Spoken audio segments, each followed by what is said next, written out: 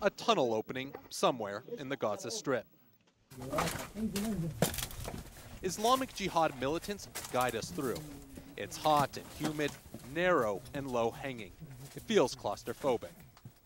As you can see, many of these tunnels are reinforced with concrete to protect them from caving in, but also from potential airstrikes. Israel has a different name for them, terror tunnels. We use them as a shield against heavy missiles fired by F-35 and F-16 aircraft, as well as helicopters, so that our fighters can move and play their role defending the Palestinian people. They've also proven effective for smuggling arms and launching attacks into Israel. Abu Abdullah gives the fighters a pep talk, telling them not to be afraid. God is with them. Then a recital from the Quran.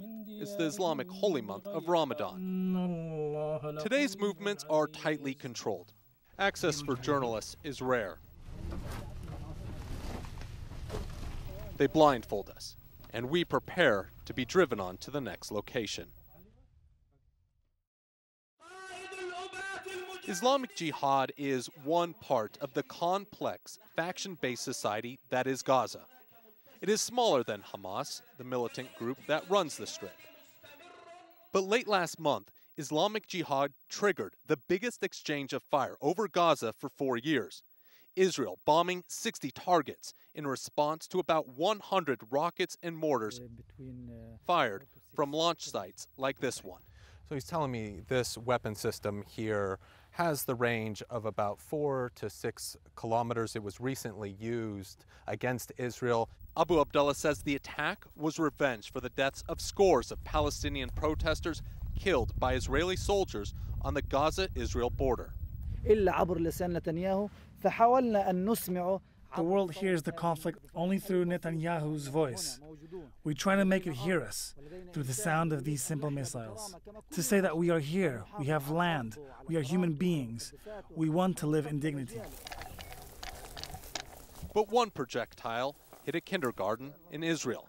No one was hurt, but only because no one was around. I ask Abu Abdullah why they target Israeli civilians. The world needs to know that the resistance never plans to target children.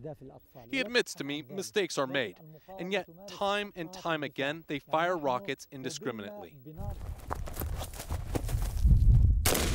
The US, Israel, and European Union designate Islamic Jihad, just like Hamas, a terrorist organization. The group has few friends abroad, but it's not totally isolated. Israel is proud of its support from the United States, and we are proud of Iran's support of the Palestinian resistance on the moral and logistical level. There is nothing wrong with it, and it is not a secret. Gaza's tragedy can be described in a host of different ways. Having militant groups in charge committed to Israel's destruction is just one of many. But for as long as Israel and Egypt maintain an iron grip from outside, and the rest of the world wrings its hands, it's hard to see how anything will change. Ian Lee, CNN, Gaza.